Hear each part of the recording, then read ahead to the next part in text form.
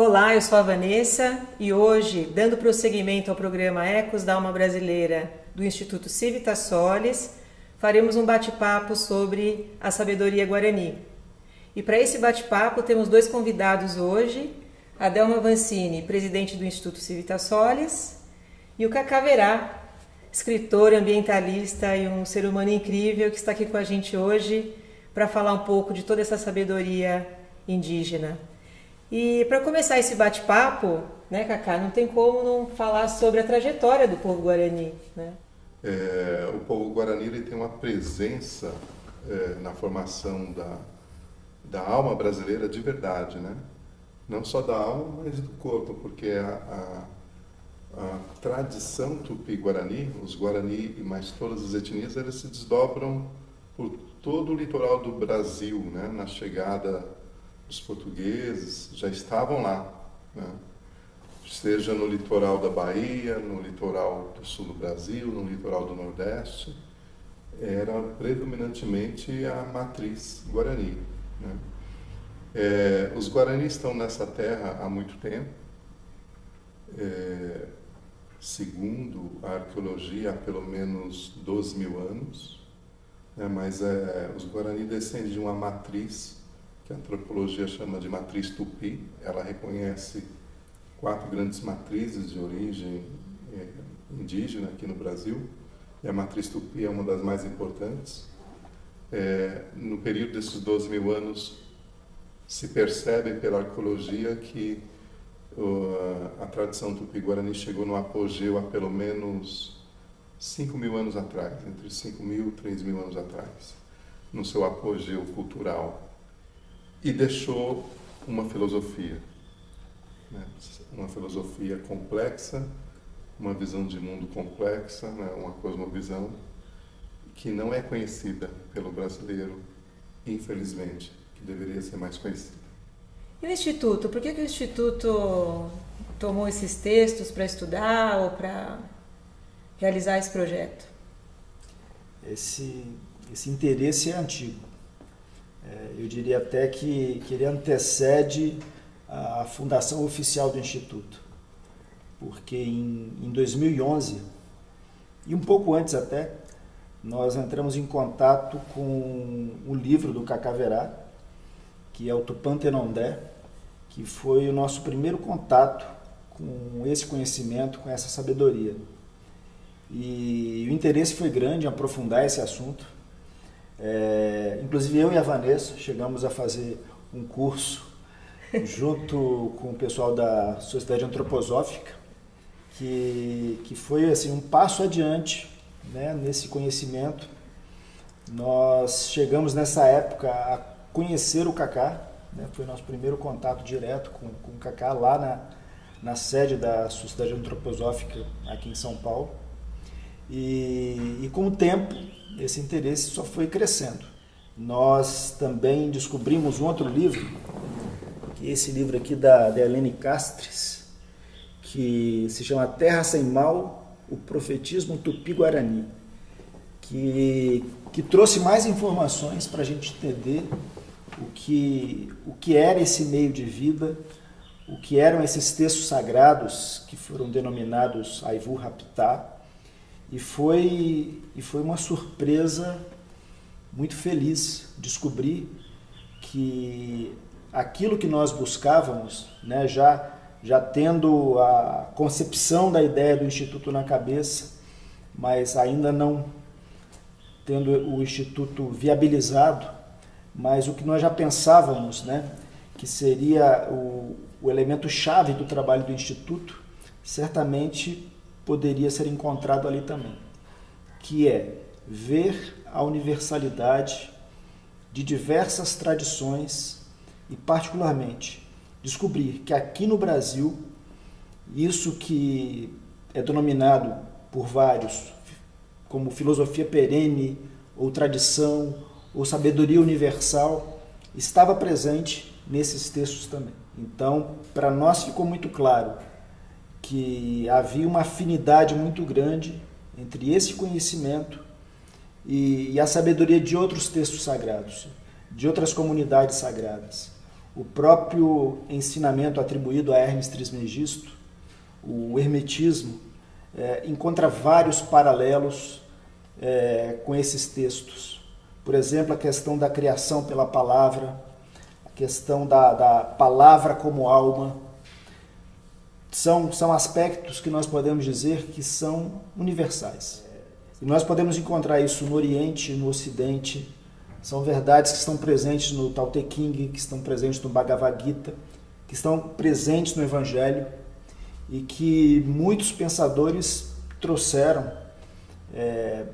mostraram essa universalidade desse ensinamento. Mas ainda não havia um trabalho feito para mostrar que esse ensinamento tradicional guarani, ou seja, um ensinamento essencialmente brasileiro, também era mais um dos aspectos desse pensamento central que está na base de todas as tradições espirituais do mundo. E por falar em Aivu Raptá, vou perguntar para o Kaká agora, quem foi Leon Cadogan e como se deu a transmissão do Aivu Raptá para ele? A gente gostaria de saber. Sim, né? O Leon Cadogan é reconhecido como um dos maiores etnólogos e estudiosos da cultura guarani, né? Não só na América do Sul, né? E ele trabalhou durante toda a sua vida, né, na difusão, na divulgação do Aivu Raptá, né? E o que é mais importante, assim, interessante de entender como ele chegou nisso e entender a profundidade e a qualidade que é essa missão. Porque todos sabem que as tradições indígenas são normalmente orais, né? Isso aconteceu possivelmente no início do século XX. O Leon Cadogan estava saindo da Universidade de Assunção e no centro de Assunção ele vê uma cena que ele comove e ele toma um posicionamento. Ele vê alguns guaranis sendo agredidos porque eles estavam vendendo seu artesanato estendidos numa esteira no chão por um grupo de policiais. Ele intervém e quando ele intervém ele diz que não é justo, que não deveriam estar agredindo, são artesãos. Com certeza. E ele consegue defender ali os Guarani, se torna amigo dos Guarani, os Guarani se tornam amigo dele e convida ele a conhecer a aldeia. Ele passa a frequentar de tal maneira a aldeia e acolher e ouvir os cânticos sagrados e fazer parte do cotidiano, que ele é convidado a ser membro da família Guarani. Tamanha honra. Que para os Guarani é uma honra, né? E isso é interessante entender isso porque é um hábito que os Guarani mantêm até hoje, né? E é uma maneira de fortalecer os elos e reconhecer o respeito a toda uma diversidade. Para os Guarani não importa se ele é um Cadogan, é espanhol, descendente de espanhol, é branco, negro, azul, ele é um amigo, né? E quando você se torna amigo, né, você dissolve toda e qualquer diferença. Então o Leon Cadogan passa por um processo de reconhecimento como membro da família, de celebração, de tornar-se membro da família da grande comunidade Guarani, recebe o nome Guarani, que é Tupancatuvi. Isso lhe dá uma condição de receber também os ensinamentos mais profundos, os ensinamentos milenares. E é aí que ele é autorizado a receber o Aivu Raptá, né? Os fundamentos do ser, né? A palavra Aivu significa sopro, no sentido de espírito, e Raptá significa fundamentos. E ele fica profundamente feliz, assim, mobilizado quando ele começa a ouvir aquilo que os Guarani falam, as primeiras palavras sagradas, né?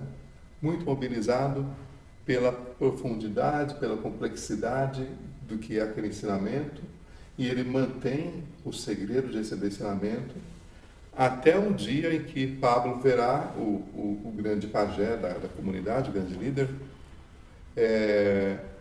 propõe para ele, se ele não quer registrar as palavras sagradas, ele fica muito emocionado, se sente muito honrado, e aí ele pergunta assim, mas por que registrar?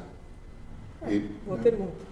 Ele pergunta, porque ele passa a respeitar o modo de transmissão guarani. Oral. E ele é um estudioso, uma pessoa que frequenta academia e tal, claro que ele tem interesse, mas ele diz, mas por que registrar?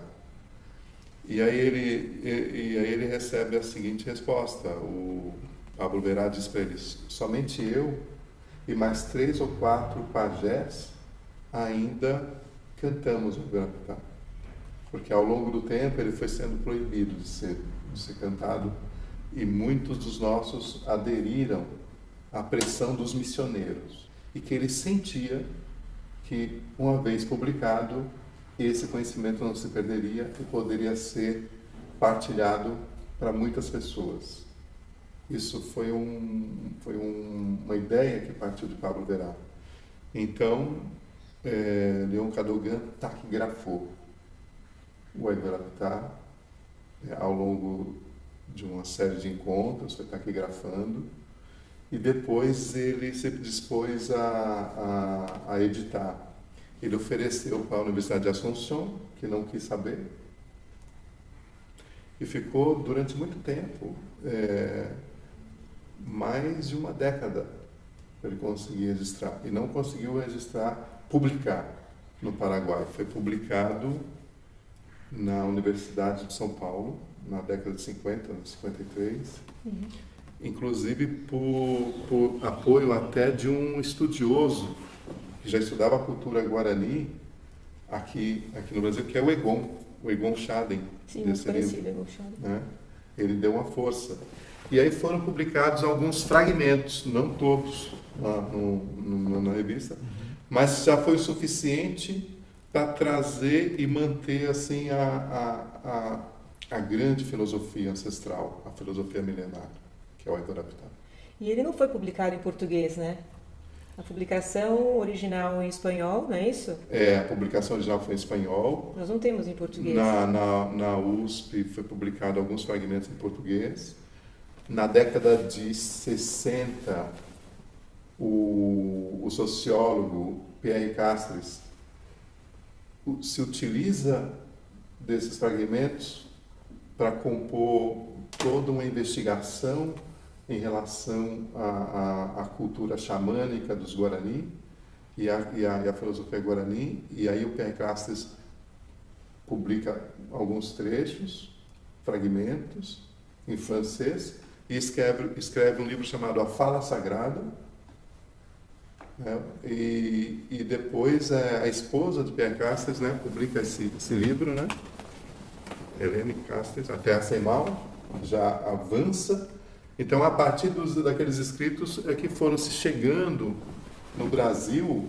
Né? Também tem uns trechos aqui, né, Cacá? Que aí também tem uns trechos na Terra Sem Mal, né, da Helene Castres. Eu conheci os Guarani em 83. Aí eu conheci a família do Egon Schaden, que a gente estava construindo um projeto de um centro de cultura Guarani, dentro da aldeia Guarani.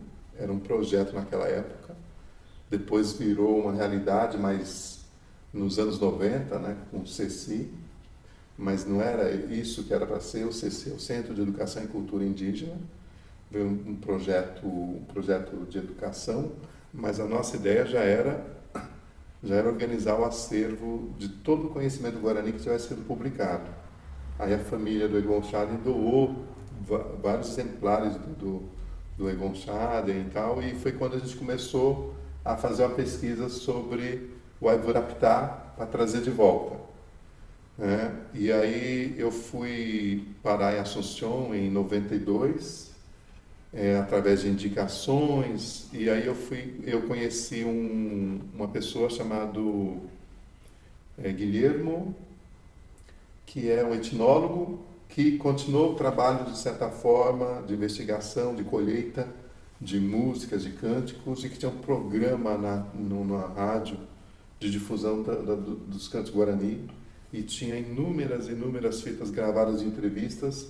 E aí eu consegui parte do material, consegui parte do acervo do Leon Cadogan e até trazer para o livro Tupã Tanondé, que é o livro que a Delma acessa. Sim, Né? nós Então o Tupã Tanondé tem boa parte, uma parte bem maior do Aivuraptá, publicado na língua guarani e traduzido em português. Que maravilha. Então, Aivuraptá, os fundamentos do ser, né? Sim. E aí a criação do mundo? Conta essa história pra gente. Bom, aí tem que entender assim, o que é o Aivuraptá. O Aivuraptá é um sistema de cantos dividido em 4 partes. A primeira parte fala da criação do universo, né? A segunda parte fala da criação da Terra, como que a Terra ela se manifesta. A terceira parte do Aivuraptá vai falar do nascimento do ser humano, da alma-palavra. Como que é, o que é o ser humano nessa concepção, né? E aí a quarta parte, que foi os últimos estudos do Leon Cadogan, que está muito fragmentado, espalhado, ainda disperso, que ele vai falar assim da missão do ser humano na Terra. E aí a criação do mundo, que é a primeira parte, de uma maneira bem sintética, porque é complexo, é muito rico, é poético, de uma maneira bem sintética, tirando a poesia dos cânticos, mas vai dizer que metaforicamente, de uma grande noite vazia, né, de uma grande noite vazia, porém a grande consciência, porque os Guaranis chamam essa grande noite vazia de Nhamandu, que é uma maneira de explicar aquilo que não consegue se explicar, aquilo que não tem explicação. O imanifestado. O imanifestado. Nasce, desdobra-se, a palavra que se usa é desdobra-se, né? O Gerogera, desdobrar. Desdobra-se a luz inicial, a vida inicial, que ela é comparada, esse primeiro nascimento, essa primeira visão do nascimento, é comparada como uma coruja que através do escuro consegue ver a si mesma, consegue ver o todo, né? A coruja é a metáfora desse primeiro instante da criação, não é do mundo, mas do universo. E depois, no Aivuraptá diz que essa coruja, quando vê a si mesma e vê toda a dimensão de si, além dessa noite escura, ela tem vontade de criar, de expressar-se, né? E aí, no segundo momento da criação, essa coruja se torna um beija-flor. E aí, no mito se diz o seguinte: quando o seu próprio desdobramento, Nhamandu conheceu a si mesmo como coruja, ele quis conhecer todas as dimensões de si. E para conhecer todas as dimensões de si, ele se torna um beija-flor. E como beija-flor, ele viaja por todas as suas dimensões, né? E depois quando o inonimável, o mistério, recolhe dentro de si mesmo novamente e se expande como um sol e faz brotar toda a vida.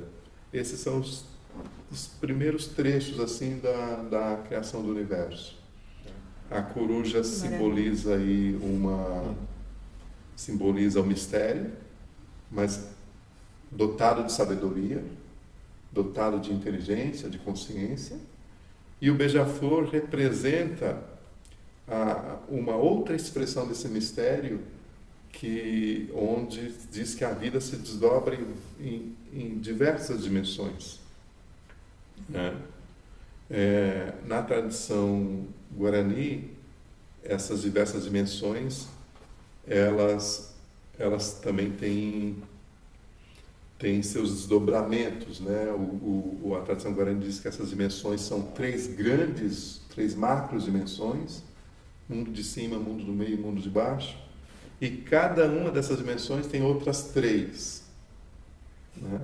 Então são nove dimensões. Essa é a macrovisão do cosmo, né? Que está presente no Aivurapitá. Sim, a gente percebe aí uma conexão com os escritos herméticos cristãos, né, Adão? Uma das coisas que nos chamou a atenção, nós do Instituto, foi justamente as similaridades entre esse mito, né, essa cosmogonia, e outras cosmogonias que nós conhecíamos mais de perto. E aí, desde a antiga Índia até um sábio do século XVII como Jacob Boehme, a gente enxerga essa realidade, né? Essa realidade transcendente que está além de qualquer nome, o inanimável, o tal, Brahma, o Deus absoluto que se exterioriza como verbo, como luz, como vida. E se a gente pega já mais para o lado do Ocidente, né? O próprio Evangelho de João, quando fala, no princípio era o verbo, e o verbo estava com Deus, e o verbo era Deus. E nada do que foi feito se fez sem o verbo. Ou seja, essa manifestação, essa exteriorização da divindade, que tem a força de se apresentar, de trazer o inonimável, o transcendente, para o imanente, para a realidade concreta do mundo. E a própria percepção, né, de um universo multidimensional, de que a nossa realidade é muito maior do que essa que a gente percebe com nossos sentidos, que a realidade do ser humano é muito mais ampla do que apenas um corpo físico. Então tudo isso encontrou ecos, certamente, em nós, que já conhecíamos outras visões, outras traduções, porque nessa percepção do ensinamento universal, também sempre é mostrado, né, que esse todo, essa consciência universal, está presente no ser humano. Ou seja, esse Atman, esse ser real, como os antigos hindus falavam, é uma realidade universal, mas é uma realidade presente em tudo, em cada indivíduo desse universo. Então não existe separação, não existe o grande e o pequeno. O todo está presente na parte. Quer dizer, tudo isso a gente percebeu claramente nesse texto do Aivurapitá. Então, no Aivurapitá, ainda nessa dimensão aí da criação do universo, tem um trecho que vai de encontro com o que o Adelmo acabou de falar. Eu queria ler esse trecho. Ele diz o seguinte: havendo-se erguido da sabedoria contida em sua própria divindade e em virtude de sua própria sabedoria criadora, pariu a essência da palavra alma, que viria a expressar-se humano. Da sabedoria contida em sua própria divindade e em virtude de sua sabedoria criadora, criou nosso Pai o fundamento da linhagem e linguagem humana, e fez que se pronunciasse como parte de sua própria divindade.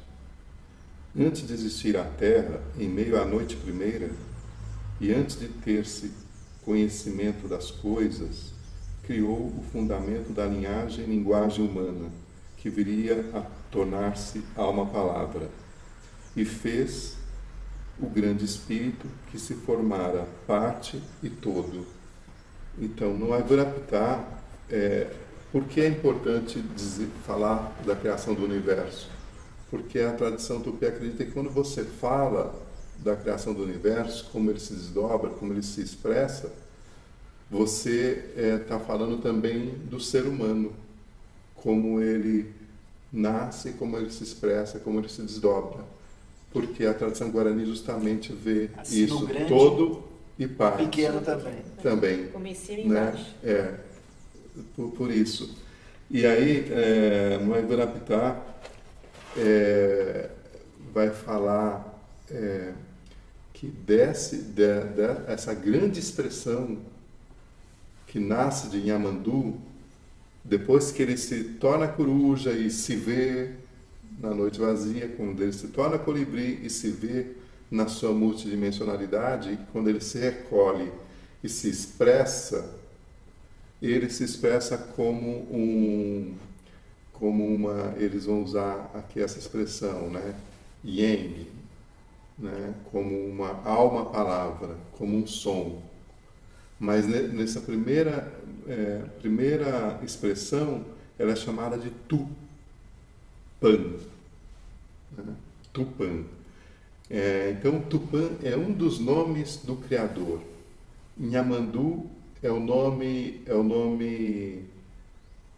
do Criador na condição anterior a Tupã, quer dizer, na condição de inonimável.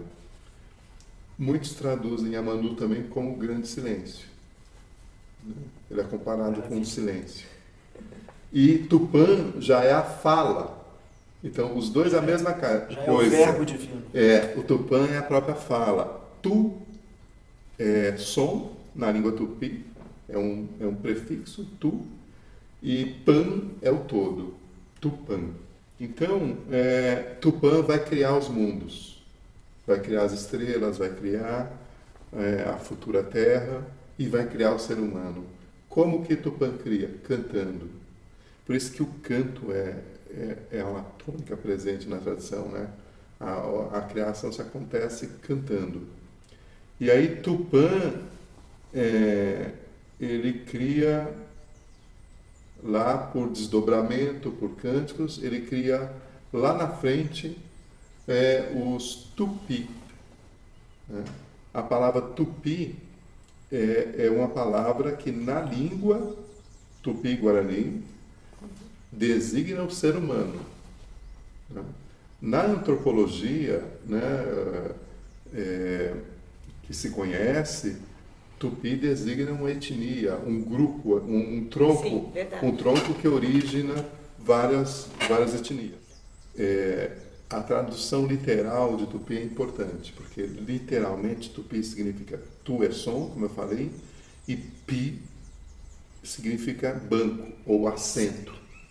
Então, som assentado, porque na tradição tupi-guarani o ser é um som, o ser humano é um som que tomou um assento, que é o corpo físico. Uma forma. Sim, Tomou uma forma. Sim. E aí daí essa expressão alma-palavra, né? Porque é muito difícil traduzir alguns termos tupi. Então foi traduzido por alma-palavra o ser humano, por quê? Justamente isso, tu é som, pi assento. Então fica assim, né? Som assentado, som.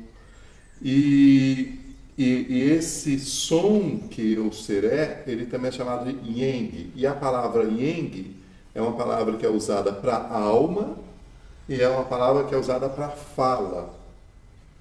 Então tudo isso nos remete a uma ideia da criação também como um verbo divino.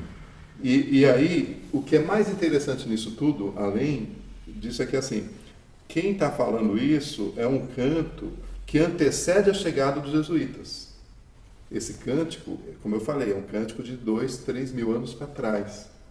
Né? Ou seja, a tradição tupi-guarani já tinha essa noção, esse conhecimento do verbo criador, independente da presença, da influência, né, dos jesuítas ou não. Isso eles não entenderam. Né? E aí, outra coisa que é importante na tradição guarani, quando nasce uma criança, quando nasce uma palavra, um som, um ser, na tradição tupi está nascendo uma música nova. Né? O que significa essa música nova? Né? Uma nova possibilidade co-criadora, porque a canção é infinita, os cânticos são infinitos, as probabilidades dos sons, quando eles se juntam de fazer outros sons, são infinitos. Então, outro aspecto importante da tradição tupi é o aspecto de considerar a cocriação, né? Que é assim, filho de Tupã Tupã-Mirim né? Filho do criador, co-criador É criador também. Né? E aí, toda a moral e a ética da tradição guarani é em cima-se da responsabilidade da palavra. Porque o que você fala, cria. É o que vibra também. Né? Porque o que vibra, cria. Não apenas a tradição cristã, né? Mas se nós remontamos as cosmogonias egípcias iniciais, e a primeira delas, a mais antiga delas, foi uma que se desenvolveu na primeira capital do Egito unificado, que foi Mênfis, e é conhecida como a cosmogonia menfita, por isso. Fala também que Ptah, que é o Deus transcendente, emanou de si a palavra, ou seja, a palavra e o entendimento, né? E a palavra e o entendimento foram criadores. Então, isso tudo, aparentemente, é um conhecimento que estava disseminado, ou era um contato direto com essa transcendência que permitia que o ser chegasse a essa visão de mundo. Porque sem conexão aparente, né, histórica nenhuma entre essas tradições, chegaram a conclusões muito semelhantes. Muito, muito interessante, muito. E Ptah é quase Tupã, né? Pois é. Mas muito, muito interessante essas ressonâncias, né? O que indica que essa sabedoria que os Guarani têm sustentado, ela é universal, ela é uma ressonância. Sim. Ela é parte de uma sabedoria universal, né? Sim. E isso, eu acredito muito nisso. Por isso que ela deve ser revisitada, deve ser conhecida, estudada. Com certeza. Com certeza. E esse é um dos papéis do Instituto, né? Trazer esse conhecimento, essa conexão de forma simples, com uma linguagem simples, para a comunidade, para a sociedade, ter conhecimento disso, né? Essa riqueza. No próprio logo do Instituto, todos os caminhos ou todos os raios convergem para um ponto central, né? Que é o que ele estava falando agora, né? Para esse ponto central que se encontra em cada um de nós, para essa conexão que cada um de nós tem como co-criadores, não é isso? Cacá, a gente ouve falar muito na tradição guarani da terra sem males, né? Ou da terra sem mal. E sabemos que algumas vezes foi compreendido, inclusive, como uma caminhada geográfica até a terra sem males. E há relatos, né, de alguns grupos guaranis que buscaram geograficamente essa terra sem males. Mas eu gostaria que falasse um pouquinho sobre o sentido original dessa terra sem males. Muito bem. Para entender a questão da terra sem males, e a gente chegar no original, eu acho importante abordar esse tema no conceito histórico.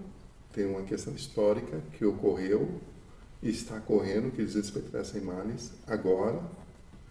Tem uma questão filosófica, né? E essa questão filosófica, ela se desdobra em linhas de entendimento da terra sem males. E aí tem o elo com o Evirapitã também. Por conta da opressão, de um lado dos espanhóis e do outro lado dos portugueses, voltando ao século XVI, não só os Guarani, mas diversos povos, mas com relação aos Guarani, eles foram pressionados a uma migração. Porque uma parte dos Guarani foi catequizado, outra parte foi escravizado, e houve uma parte que quis resistir na manutenção dos seus valores, e entre eles o Evirapitã, que inicia um caminho migratório, né? E aí os xamãs começam a sonhar qual seria então um lugar ideal para eles habitarem, para as comunidades habitarem, sem haver a presença, né, do estrangeiro, do invasor. Então, por conta desses sonhos, e isso é um fato histórico, eles começam a buscar uma terra sem males, e aí eles migram do sul do país, falando em Brasil, mas também dos lados paraguaios, argentinos, que recebiam muita pressão, né? Eles começam a migrar e fazem um desenho que hoje cumpre uma média de 30 aldeias e se encerra no Pico da Bandeira, no Espírito Santo. Então começa na região onde era ali Paraguai, onde é o Paraguai hoje, Argentina, Paraná, migra para o litoral paranaense, para o litoral paulista, sempre pelo litoral, e vai em direção ao Espírito Santo. Então esse é o caminho histórico da terra sem mar, da busca da terra sem mares por algumas comunidades guarani.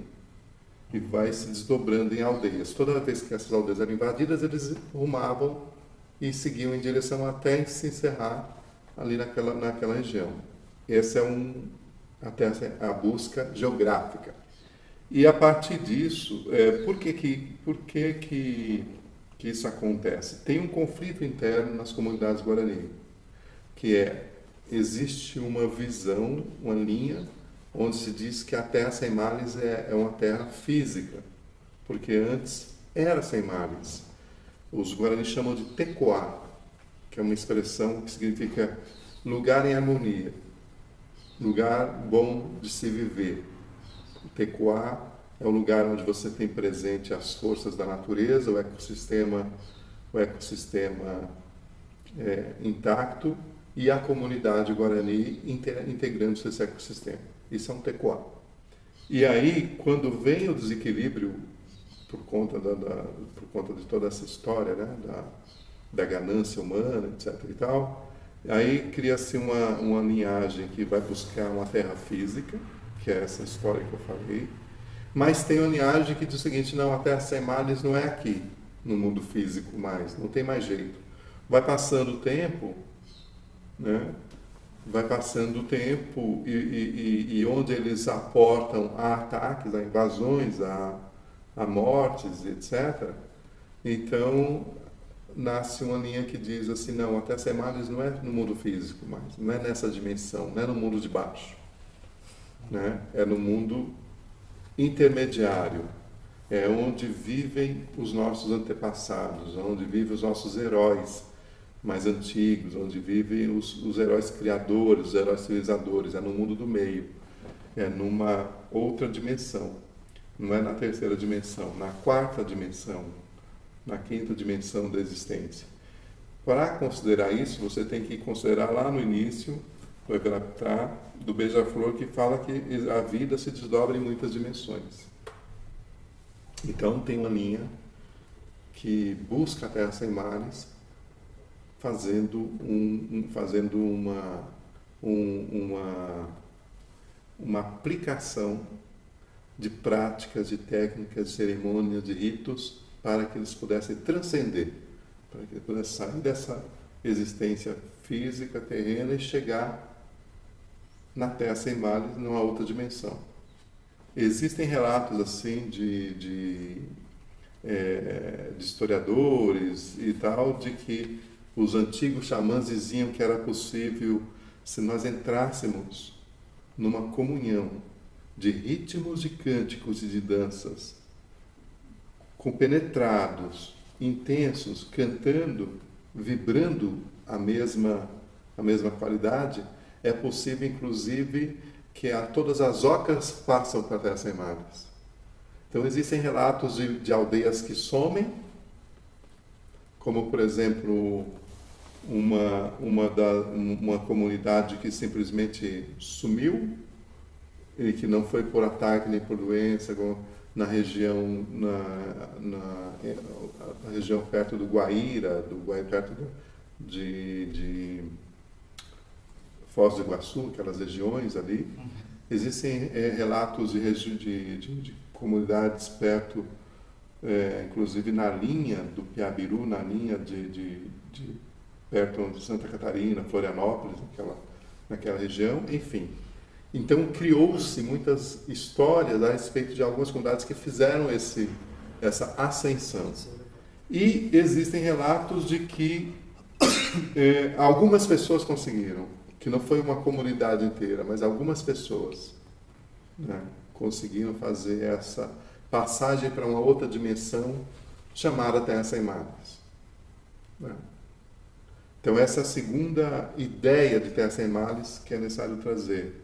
E tem uma terceira ideia que se diz o seguinte: a Terra Sem Males, ela já existe nessa dimensão física, existe na dimensão intermediária, mas para nós chegarmos lá, ela tem que existir, antes de mais nada, no interior de nós mesmos. E a história se repete. Né? No interior de nós mesmos. Se nós conseguirmos equilibrar, na tradição, vai dizer assim, o Jazukai, o Diguaquá, quer dizer, as nossas polaridades, o nosso feminino e masculino, o nosso céu e a nossa terra, né, internos que nós temos, nós entramos numa vibração, numa frequência, onde nós nos tornamos uma terra sem males. Essa é a terceira visão dessa dimensão de chegar à Terra Sem Males. A questão da morte. Terra Sem Males está em nós. Está em nós. A questão da morte, do Kandiri, do Aguijé, a questão de transcender sem passar pela morte. Para transcender sem passar pela morte, porque você pode chegar na Terra Sem Males do mundo do meio morrendo, que é o que os Guarani Kaiowá fazem. Quando eles são atacados no Mato Grosso do Sul, e que eles se reúnem e falam: olha, a nossa resistência é o suicídio, é a morte. Porque a gente sabe que morrendo nós vamos para a Terra Sem Males. É uma leitura, é uma crença que se faz. Né? E há uma outra leitura que é que tem o Kandiri e o Aguijé, que é o seguinte: olha, como nós somos um som, como nós somos uma vibração, e essa vibração ela tem uma harmônica, um padrão superior. Se nós entramos nessa ressonância, né, nós podemos chegar na Terra Sem Males sem passar pela morte. Né? Para fazer isso exige-se determinadas disciplinas, determinadas práticas, jejuns, liberações de coisas pesadas, coisas que densificam o corpo. Purificação, vamos Quer dizer dizer, assim. a purificação, né, exige uma purificação também ética, né, uma purificação moral. Né, Fala-se de tornar o corpo mais leve. Para tornar o corpo mais leve. E exige entrar na frequência do Evuraptá, do início do início. Porque no Evuraptá vai dizer que a vibração primordial ele chama de Imboratu, né, que é a vibração do amor maior. Então, se você entra nessa frequência vibratória e organiza seu corpo para estar num determinado grau, você atinge o Aguijé, quer dizer, você integra a tua essência primeva e você entra na Terra Sem Males sem passar pela morte. E isto é uma das coisas que nós estudamos ultimamente, assim, nos últimos 20 anos para cá. É algo que é novo assim na tradição, porque até então se acreditava que era uma coisa de só lugar físico mesmo. E quanto mais se refugia no lugar físico, como a civilização vai avançando, aí obrigou a fazer outras reflexões. Foi um ganho de consciência, né? Ao entrar em contato com essa sabedoria Guarani, nós estamos entrando em contato com arquétipos do pensamento humano, com os arquétipos centrais, que são justamente a verdadeira realidade do ser. E como fazer com que isso de novo venha à vida. Porque, por tudo que você falou, fica patente que ingressar de fato na Terra Sem Males, interiormente na Terra Sem Males, é a realização de uma nova consciência. É a manifestação de uma consciência completamente diferente dessa consciência egocêntrica, egoísta que a gente conhece. É essa consciência que é universal, que une os opostos e que se irradia para tudo e para todos. Então, esse mesmo conhecimento sempre esteve presente, né? E agora estamos descobrindo, para surpresa nenhuma, né? Certamente saberíamos que esse conhecimento se manifestou também aqui. Mas hoje a gente tem provas claras de que isso realmente é verdade. É uma alegria fazer parte disso, né? Sim. E seria muito legal também se você pudesse divulgar suas obras, para que todos pudessem ler, entrar em contato, né? A gente tem aqui apenas 2 livros do Kaká. A gente tem o Tupã Tenondé, que ele falou bastante aqui no nosso bate-papo. Sim. E o Trovão, novo livro. O Trovão e o Vento é um livro mais recente, que aí aborda também o Aivuraptá, aborda os princípios do Tupã, e ele traz aqui um panorama da evolução de toda essa tradição tupi de 12 mil anos para cá. Muito bom. Muito legal. E de nossa parte, é possível acessar alguns periódicos que nós temos no nosso site civitasolis.org.br/blog, também na página do Facebook, né? Podcasts como esses e a revista @Instituto Civitasolis. E esses periódicos em específico também estão disponíveis nas melhores lojas virtuais, na Apple Store, na Livraria Cultura, Saraiva, enfim.